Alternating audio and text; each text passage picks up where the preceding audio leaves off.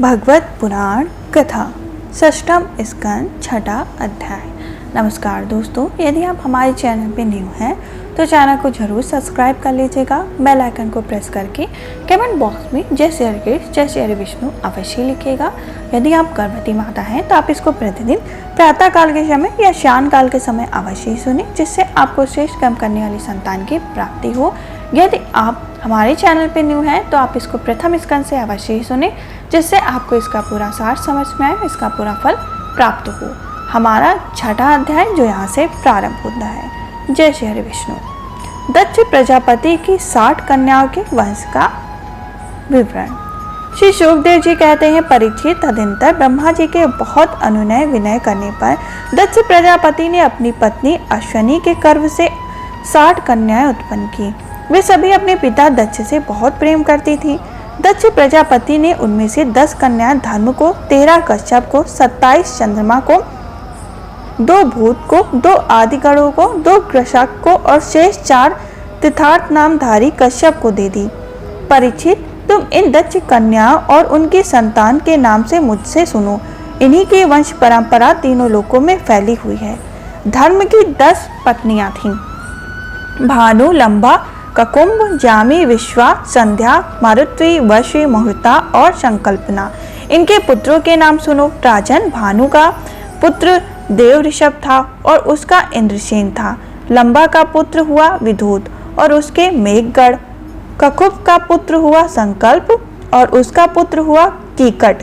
कीकट के पुत्र हुए पृथ्वी के संपूर्ण दुर्गों के अभिमानी देवता। जामी के पुत्र का नाम था शर्क और उसका पुत्र हुआ नंदी। विश्वा के विश्वेत हुए, उनके कोई संतान न हुई। संध्या से संध्यागढ़ हुई और उनका पुत्र हुआ अर्थ सिद्धि। मारुतवती के 2 पुत्र हुए, मारुतवान और जयंत। जयंत भगवान वासुदेव के अंश हैं, जिन्हें लोग उपेंद्र भी कहते हैं। मूर्तता से मुहूर्त के अभिमानी देवता उत्पन्न हुए।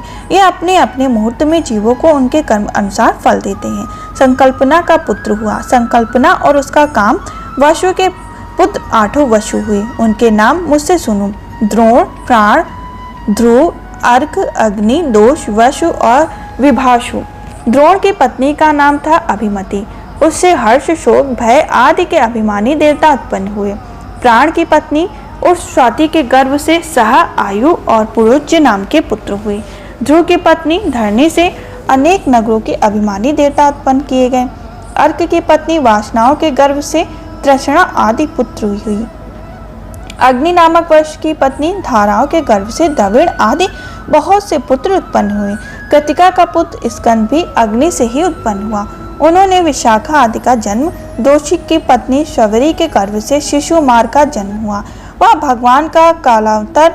वासुकी की पत्नी अंगीकार से शिल्प कला के अधिपति विश्वकर्मा हुए। विश्वकर्मा उनकी भार्या कृति के गर्भ से चक्षुमनु हुए और उनके पुत्र विश्वदेव एवं सातिगढ़ हुए।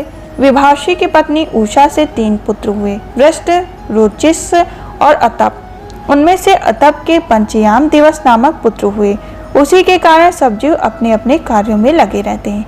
भूत की पत्नी से दक्षायन, नंदिनी, स्वरूपा, कोटि कोटि रुद्रगढ़ उत्पन्न हुई। इनमें रैवत, अज, भव, भीम, बाम, उग्र, वृषाकपि, अजयपाद, वहिष्ठ, बहुरूपी और महान, ये 11 मुख हैं। भूत की दूसरी पत्नी भूता से भयंकर भूत और विनय आदि का जन्म हुआ। इस समय 11 प्रधान रुद्र महान के शासक हुए। अंगिकार प्रजापति को प्रथम पत्नी स्वाधि ने पितृगढ़ को उत्पन्न किया और उस दूसरी पत्नी सती ने अर्थविष्ट नाम के वेदों की ही पुत्र रूप में स्वीकार कर लिया। कृषाक पत्नी अर्ची ने धूमकेश नाम हुआ और दूसरा 4 पुत्र हुए, वेदशिरा, देवल, वयुल और मनु। तक्षार नामधारी कश्यप की 4 स्त्रियां थीं, विनिता, रुद्र, पतंगी और यामिनी। पतंगी से पक्षियों और यामिनी से सालभाव पतंगों का जन्म हुआ। विनिता के पुत्र गरुड़ हुए। ये ही भगवान विष्णु के वाहन थे। विनिता ही दूसरे पुत्र अरुण, जो भगवान सूर्य के सारथी हैं। कुदुर से अनेकों नाग उत्पन्न हुए। परीक्षित, कृतिका आदि 27 नक्षत्र अभिमानी देव चंद्रमा की पत्नियां थीं। रोहिणी विशेष प्रेम करने के कारण चंद्रमा दक्ष से श्राप पा चुके थे, जिससे उन्हें क्षय रोग हो गया। उन्हें कोई संतान नहीं हुई। उन्होंने दक्ष को फिर से प्रसन्न करके कृष्ण पक्ष छिड़ कलाओं के शुक्ल पक्ष में पूर्ण होने का वर तो प्राप्त कर लिया, परंतु नक्षत्र अभिमानी देवों ने उन्हें कोई संतान न हुई। अब तुम कश्यप पत्नी के मंगलमय नाम सुनो।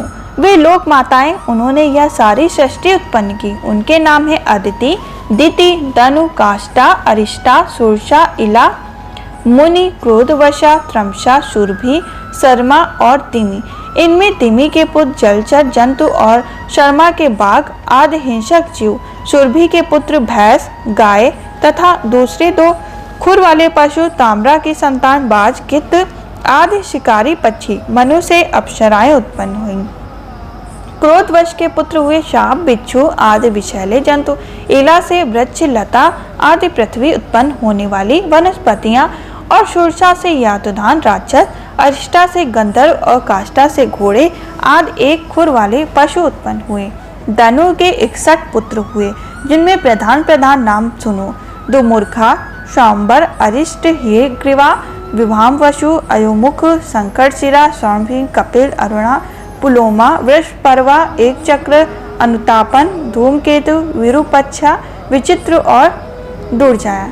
सब भानु की कन्या सुप्रभा से नमचेन और वृष पर्वतों की पुत्री शर्मिष्ठा से महाबली नहुषनंदन यातान की विवाह हुआ।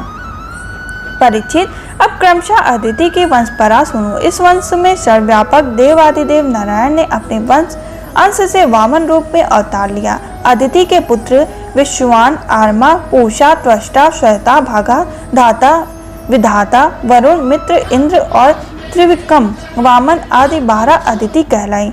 विश्वान की पत्नी महाभगवती संज्ञा के गर्भ से श्रद्धादेव, मनु एवं यमी का जोड़ा उत्पन्न हुआ। संज्ञा के घोड़े का धारण करके भगवान सूर्य के द्वारा भूलोक में दोनों अश्विनी कुमार ने जन्म लिया। विश्वान की दूसरी पत्नी भी छाया और शनिश्चर और स्वर्ण मनु नाम के 2 पुत्र तथा तपस्वी नाम की एक कन्या उत्पन्न हुई। तपस्वी ने शांबर पति रूप में वरण किया। आर्यमा की पत्नी मतिका भी उसी के गर्भ से चश्वणी नामक पुत्र हुई। इस प्रकार अदिति के वंश पराओं का वर्णन हुआ। दैत्यों की छोटी बहन कुमारी रचना विष्टा की पत्नी थी। रचना के गर्भ से 2 पुत्र हुए, शनिवेश और पराक्रमी विश्वरूप। इस प्रकार विश्वरूप यद्यपि शत्रुओं के भांजे थे, फिर भी जब देवगुरु बृहस्पति ने इंद्र अपमानित होकर देवताओं का परित्याग कर दिया, तब देवताओं ने विश्वरूप को ही अपना पुरोहित बनाया था। इस प्रकार हमारा 6वां अध्याय संपन्न हुआ। यदि आप हमारे चैनल पर न्यू हैं तो 7वां अध्याय भी अवश्य ही सुने, जिसमें बृहस्पति देव के द्वारा देवताओं का त्याग और विश्वरूप देवगुरु के रूप का वर्णन किया जाएगा। यदि आप हमारे चैनल पर न्यू हैं, चैनल को सब्सक्राइब करके वीडियो को शेयर जरूर कर दीजिएगा। हम फिर मिलेंगे 7वें अध्याय के संग। तब तक के लिए जय श्री कृष्ण, जय श्री विष्णु।